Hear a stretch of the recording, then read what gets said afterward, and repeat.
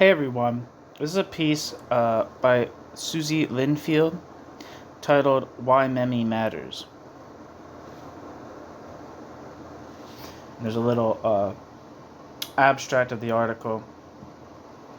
About Memmi, who died recently, was a Jew, an Arab, a Zionist, an anti-colonialist, a secularist, a socialist, a nationalist, and a universalist. Women's expression, quote, "I contain multitudes," end quote, might have been invented for Memmi. He was also one of the first important intellectuals of the second half of the 20th century, and perhaps, argues Susie Linfield, author of the acclaimed The Lion's Den, Zionism and the Left from Hannah Arendt to Noam Chomsky, the one we need most today, not least because he can teach us how to live together. A selected list of Memmi's writings is appended.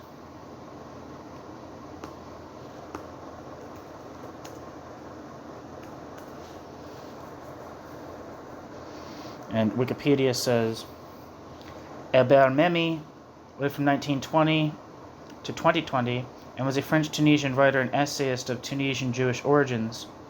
A prominent intellectual, Albert Memmi's non-fiction books and novels explored his complex identity as an anti-imperialist, Zionist, and self-described, quote, Jewish Arab, end quote.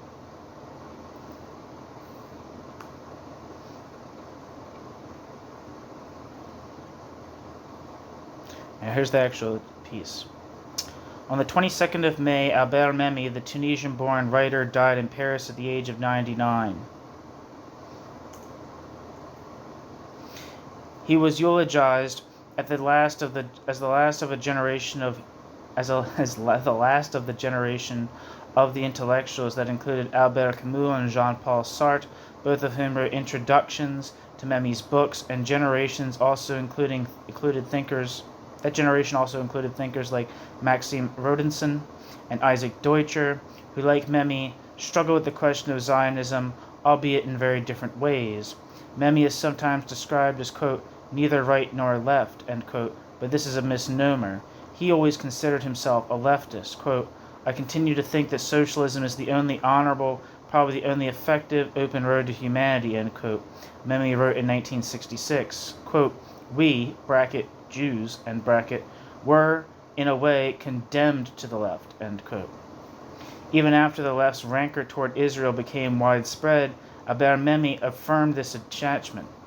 Socialist Albert Memmi wrote in 1975, quote, are my people, their ethics are mine, and I hope to build with them a world for all. It is among them that you will find the greatest number of Jewish intellectuals, and that is fine, end quote. As far as I know, Albert Memmi never wavered in this commitment. But his was a left firmly rooted in the Enlightenment values of universal human rights. In this sense, I would place Memmi beside thinkers like Primo Levi and Jean Amory.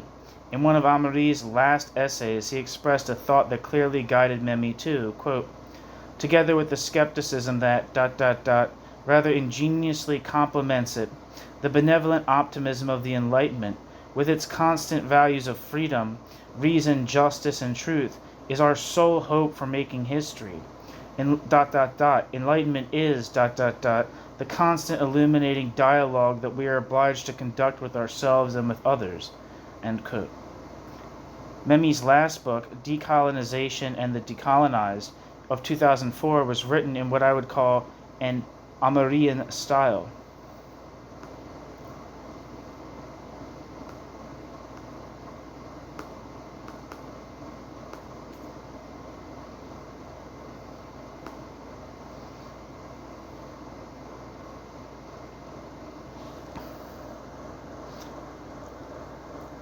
The blurb for Decolonization and the Decolonized says, in this time of global instability and widespread violence, Albert Memmi,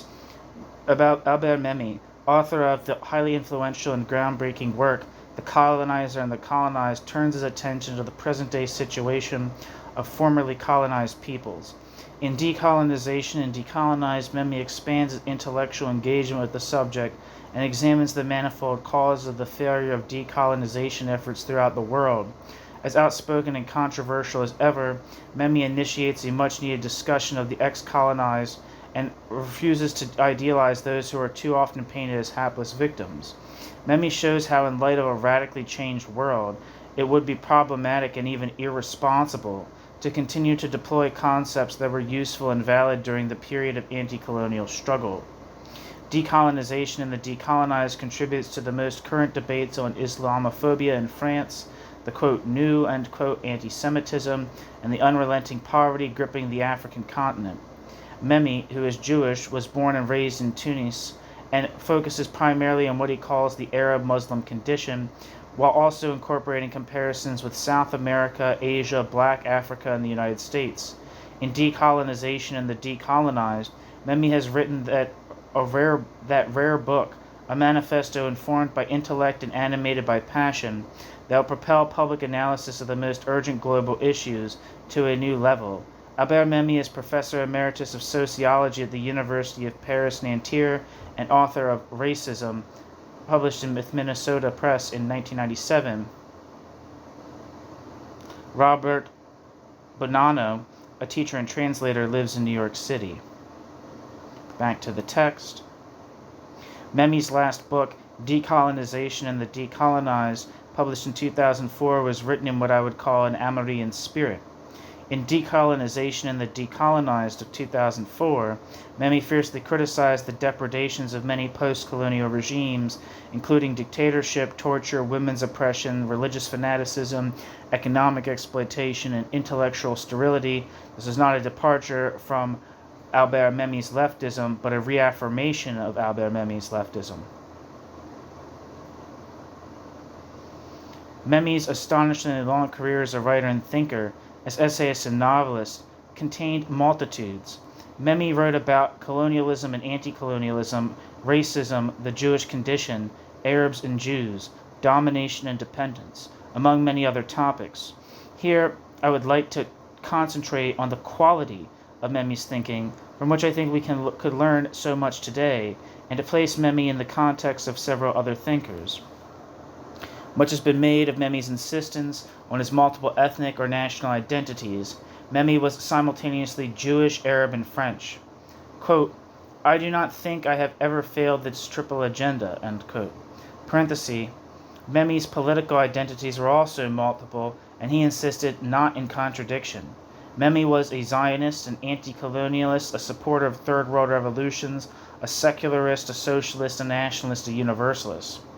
But these national identities were not just an easy form of multiculturalism, as might be imagined today. In fact, they weren't easy at all, and they existed in a constant dialectic. Quote, all of my work has been in sum an inventory of my attachments. All of my work has been ... a constant revolt against my attachments, end quote. Like the Lebanese French writer Amin Maalouf, who insisted that, quote, every individual is a meeting ground for many different allegiances, end quote. Memmi understood that multiple identities are not a form of personal expression, but an existential necessity.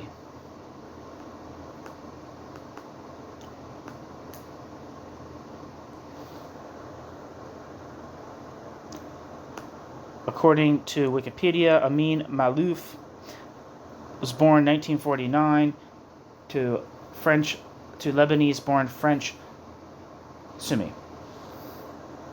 Sorry, I fucked that up. Amin Maalouf, born 1949, is a Lebanese-born French author who has lived in France since 1976. Although Amin Maalouf's native language is Arabic, Amin Maalouf writes in French, and his works have been translated into over 40 languages. Of his several works of non-fiction, The Crusades Through Arab Eyes is probably the best known. Amin Maalouf received the Prix Goncourt in 1993 for his novel The Rock of Tanios, as well as the 2010 Prince of Asturias Award for Literature. He is a member of the Académie Française and was elected its perpetual secretary on the 28th of September 2023.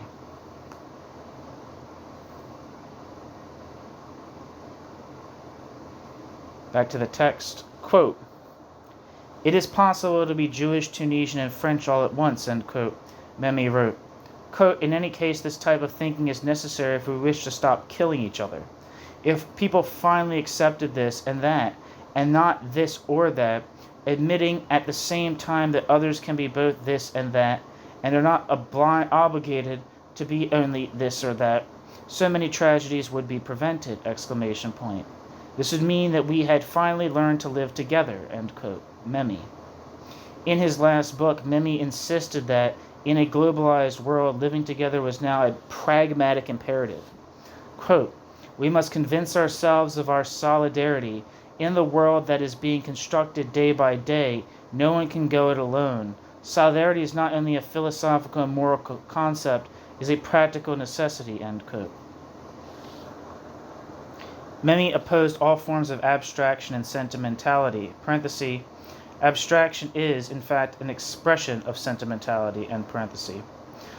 Though a humanist, Memmi well understood that the concept could be a shield behind which the dominators could hide and thereby preserve their power. Racism and colonialism were structural, and therefore required structural abolition. Memmi criticized the, quote, indignation of sentimental anti-racism, which achieves as little as it costs, end quote. Parenthesis, I write this as tens of thousands of anti-racism protesters fill my country's streets, end parenthesis. The comforts of humanism could too easily create a sense of false unity, or an ersatz equality. Quote, humanism, yes, but humanism after the liberation, and not this fake humanism, a one-way street where I must consider all men as saints in a humanity in which I still have no place, end quote. Memmi was suspicious of the siren song of, quote, universalist messianism, end quote. The temptation, quote, to deny to the utmost all singularities, all those accursed differences which stand in the way of communion between men, end quote, which he saw as particularly alluring for Jewish intellectuals. Quote, universal man and universal culture are, after all, made up of particular men and particular cultures, end quote. At the same time, although Memmi firmly believed in the necessity of national political formations, and therefore Zionism, Memmi was suspicious of the ways in which they could morph into tribalism, ethnocentrism, or, in the current parlance, identity politics. Quote, the excesses and errors of singularity must be denounced, end quote. He worried that a, quote, new singularity, end quote, might, quote, erect itself as a universal, end quote. The very essence of identity politics, which privileges certain identities, parenthesis, and their sufferings, end parenthesis, as moral absolutes, once again then the dialectic. Learning through experience rather than trying to force experience into ideology was a key to Memmi's ethos. From the Tunisian Revolution, which Memmi enthusiastically supported and never disowned, Memmi learned to be neither a populist nor a vanguardist. In Tunisia, working-class Jews, ghetto Jews, clearly intuited that a free Tunisia would not be a secular republic and would make no place for them. It was the Jewish intellectuals who deluded themselves on this question. This experience humbled Memmi, and it rooted him deeply in the reality principle. Decades later, it was the reality principle that enabled Memmi to see, far before many other analysts, why the Arab Spring rebellions would fail. In February 2011, just a month after the fall of Tunisia's dictator, and when the, quote, spring, end quote, was in full swing elsewhere, Memmi presciently wrote, quote, what is very positive is that the Muslim Arab intellectuals can now express themselves, but the basic problem remains intact. Corruption, tyranny, and above all, the impossibility up to now of separating religion from politics. As long as the Muslim Arab world has not made this separation, I'm afraid that things will not change very deeply, end quote. More humility. Memmi admitted that he had often bet on the wrong horse, and he was willing to interrogate himself on the most painful subjects. Quote, am I a traitor, end quote, he asked in a 1962 article that explored the relationship of North African Jews to their Arab compatriots. Memmi's answer was, essentially, quote, yes, end quote. For Arab Jews, it was Europe, rather than their native countries, that represented freedom and modernity. Quote, the Arabic culture and language, the Oriental customs, these were the past of historical gloom, of fear, and of economic and cultural poverty, end quote, Memmi. But Memmi's greatest humility lay in his resistance to dogma, parenthesis, and dogma is, in the end, a form of arrogance, end parenthesis. In a 1996 interview, Memmi discussed how, as he traveled and gave talks, quote, they ask me the same question, are the things I wrote still valuable? And I tell them roughly, yes, but be careful, end quote. Memmi quickly explained, quote, you can't apply a schema as the Marxists believed. The result is the gulag, end quote. Memmi came of age in a left that rejected terrorism against civilians. Memmi never wavered in this ethos, even as the left began, parenthesis, and in some places continues, end parenthesis, to exalt in, or at least tried to rationalize, the barbarism of shattered bodies. In his first nonfiction book, The Colonizer and the Colonized, of 1957, Memmi described the gyrations of leftist intellectuals faced with so-called revolutionary terrorism.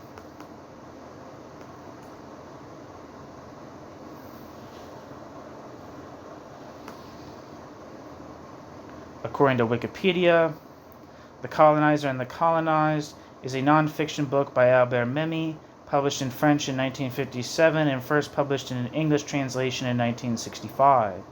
The work explores and describes the psychological effects of colonization on colonized and colonizers alike. When Colonizer and the Colonized was published in 1957, many national liberation movements were active.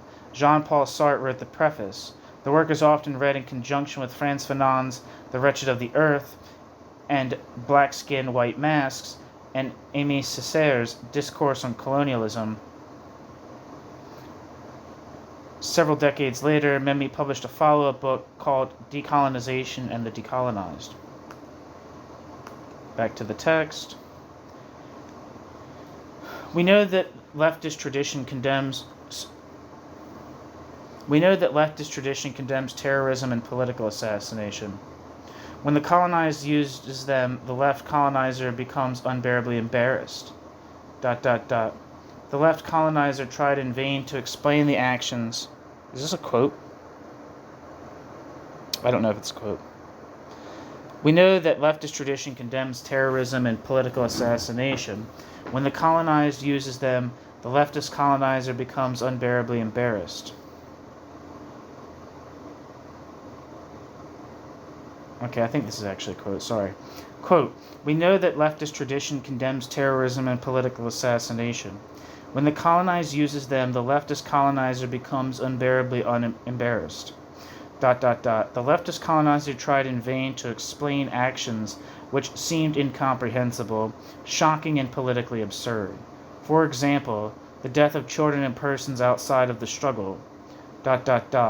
At first he was so disconcerted that the best he could do was to deny such actions. That it could be the cruelty of oppression which explained the blind fury of the reaction hardly seemed to be an argument to him. He can't approve acts of the colonized which he condemns in the colonizer, because they are exactly why he condemns colonization. End quote. In Memmi's last book, written almost 5 bloody decades later, when suicide bombing had metastasized around the globe, he reaffirmed, quote, the Muslim kamikaze wants to kill not only himself, but the greatest number of people possible, guilty and innocent, combatants and non-combatants alike. These two deaths are not linked. Since he does not care about his own life, he need not concern himself with that of the others. But heroes do not renounce life, they risk life. The suicide bomber denies the rules so painfully acquired by human societies, the outline of a moralization of war. It is a reversal of the gradual humanization of human societies. Islamic terrorism appears to have declared war on the entire world, including the Arab countries that fail to align themselves with Islamic terrorism's objectives, end quote. Memmi. As for Zionism, Memmi was both right and wrong. Memmi was a lifelong left Zionist. Israel's deep flaws never led Memmi to question the validity and necessity of a state for the Jewish people, just as the post-colonial dictatorships never led Memmi to renounce the validity and necessity of the anti-colonial revolutions. Memmi was proud and pleased that Jewish oppression, Jewish marginalization, Jewish endangerment had greatly lessened in the post-Shoah decades. Parenthesis, a development that cannot be disentangled from the establishment of Israel, end parenthesis. So, quote, so much the better for the Jews, end quote, he exclaimed in a 1996 interview. But Memmi fully expected Israel to be a secular state rooted in modern democratic rational politics. Zionism, Memmi believed, was the enemy of, quote, chosenness, end quote, and would eradicate any need for Jewish chauvinism or Jewish mysticism. Memmi was a lifelong supporter of a Palestinian state. I believe that Memmi must have treasured the Israel of today with its thriving economy, its revitalized language, its vibrant culture, the Israel of the occupation, political corruption, messianism, racism, and tribalism was anathema to all that he stood for. Finally, Albert Memmi always focused on the human condition and the individual within it. Colonialism, racism, anti-Semitism were bad, not because they were, quote, reactionary or, quote, counter-revolutionary, but because they degrade both the dominated and the dominators and therefore obliterate any possibility of being fully human. Exploitative economic conditions must be eradicated. Memmi believed, and in this sense, Memmi avowed, quote, Marx is right, end quote. But Marx wasn't completely right. Quote, there are always things in the cultural domain that can't be accounted for in strictly economic terms, end quote, Memmi continued. Quote, people don't buy tickets to go to the movies because they have the money, but because they need to dream, end quote. And here's a list of Memmi's books and selected articles. Am I a Traitor? From 1962. The Colonizer and the Colonized from 1967. Decolonization and the Decolonized, translated by Robert Bonanno. Does the Jew Exist? Dominated Man, Notes Toward a Portrait, 1968. Growing Up as a Minority Child, 2008. The Impossible Life of Frantz Fanon, 1973. Irreconcilable Differences, 1996. Jews and Arabs, 1975. Jews, Tunisians, and Frenchmen, 1998. The Liberation of the Jew, 1973. The Pillar of Salt, 2001. Portrait of a Jew, 1971. Racism, 1999. The Scorpion or the Imaginary Confession, 1971. Strangers, 1960. And Who is an Arab Jew, February 1975. Thanks for listening.